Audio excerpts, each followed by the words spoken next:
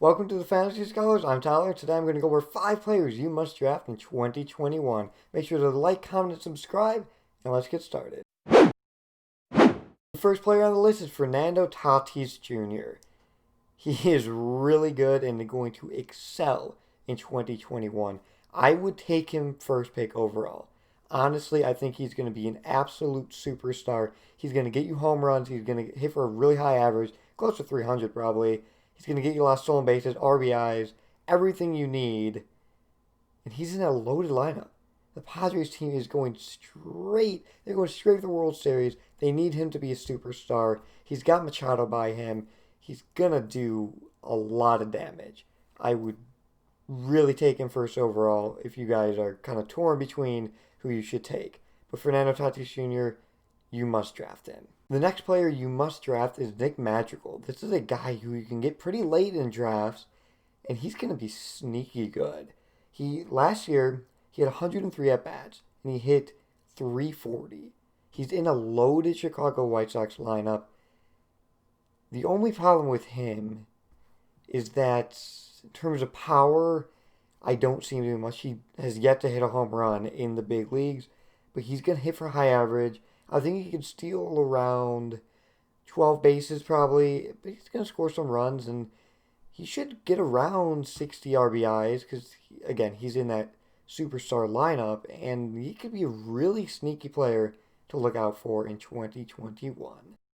The third player you should draft is Franmil Reyes. This guy is going to be really good this season, and he's going to be one of the top outfielders in the American League. Last season, he had 211 at-bats, scored 27 runs, 9 homers, 34 RBIs, and hit 275. This guy's going to be...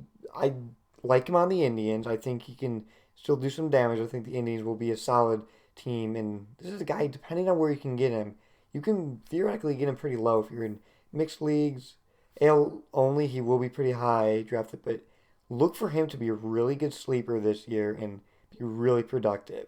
I can see him getting over 25 homers, hitting around 267, 270. I mean, a really, really solid option for outfield. When healthy, Corey Seager is one of the best hitters in all of baseball. This man is an elite hitter. He is.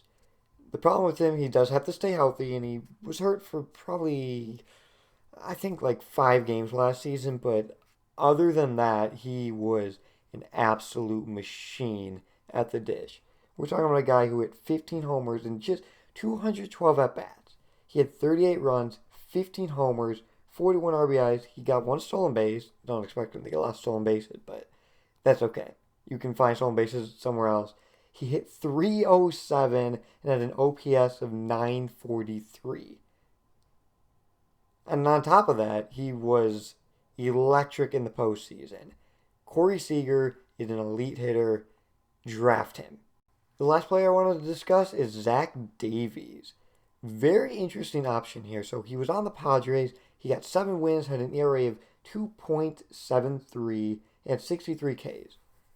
This is a player that for the past 2 years, he's actually been very solid. He was solid on the Brewers and solid on the Padres.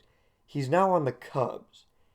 And I do like that. I think that he can be very good on the Cubs. I don't think he'll be as good as he was last season, but you really need to watch out for him because he's going to be the Cubs' like number 2 guy.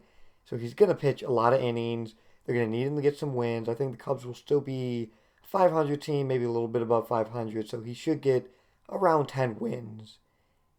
And he's good. He was really good last year, and he may just fly under the radar because people just, he doesn't have that big name. And people are like, oh, Zach Davies, I don't know. Let me take someone else. But he could be sneaky good for you guys. Thank you all for watching. We'll see you guys next time.